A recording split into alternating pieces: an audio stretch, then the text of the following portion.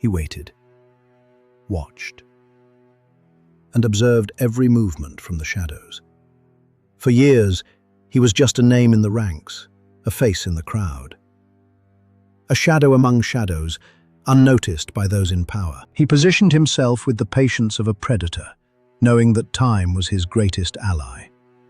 Waiting for the precisely right moment to strike, when the world was looking the other way. And then, in one decisive move, he stepped out of the shadows and into the blinding light.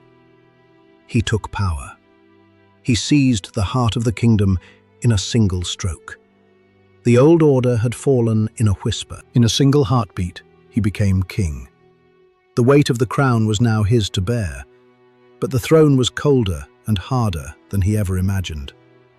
Power had been attained, but he was king for only a moment. But in just 7 days, it was over.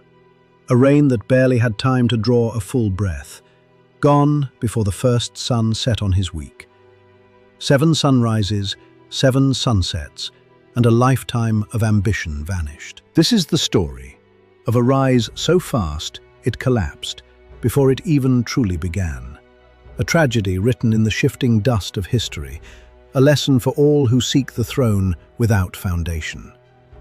Zimri, the king who lasted a week. The kingdom of Israel was already a fragile vessel, rocking in a sea of political instability. The foundations were cracked long before Zimri arrived. It was a land where whispers of treason were louder than prayers. Leadership changed with the seasons. Trust was a currency that no one could afford to spend. Everyone was looking over their shoulder, waiting for the next blow to fall in the dark. Betrayal was the true ruler. Zimri wasn't an outsider. He was a man of the inner circle, a commander who had earned his place.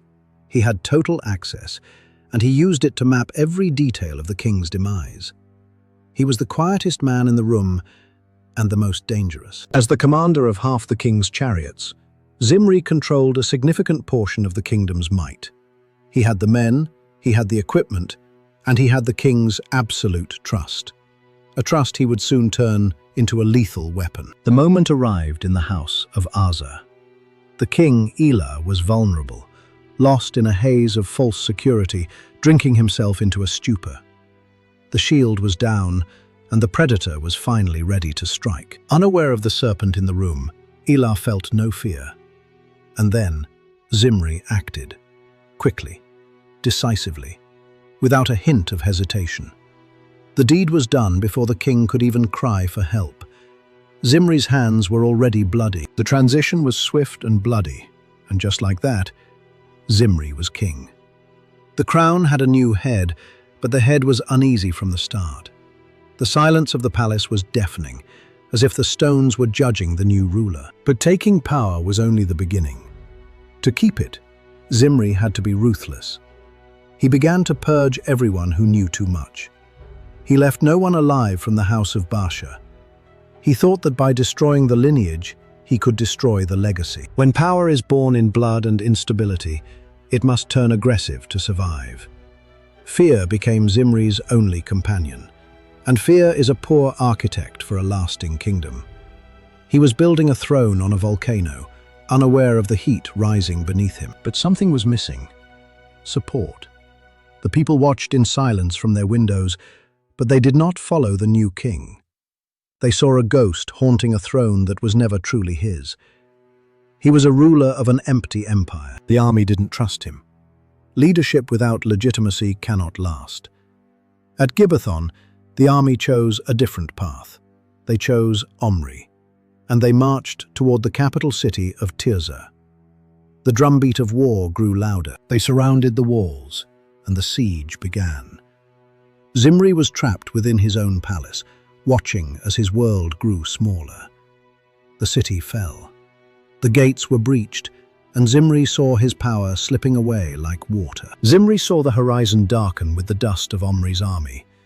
He felt the pressure of inevitability. He knew the end was no longer a question of if, but when. The walls he built to protect himself were now closing in like a stone tomb. There was nowhere left to go. No back door, no mercy, no second chances. And in that final dark hour, Zimri made his final, terrible choice. A choice of fire and finality. If he could not rule, no one would ever rule over him again. He destroyed the very ground he stood upon. He set the palace on fire around himself. He would not be taken alive. He would be consumed by the flames of his own ambition. A reign that lasted exactly 7 days. A shadow that vanished as quickly as it fell. This is not just a story of a failed king. It is a story of a dangerous illusion. The illusion that power is something that can be owned by the stroke of a blade. It is a fragile thing, easily broken by the very hands that hold it. When power is taken without a foundation of trust, it will always collapse under its own weight. Power without foundation never lasts. Remember the story of Zimri, a king for 7 days. Choose your foundation wisely. Thank you for watching. Subscribe for more untold truths.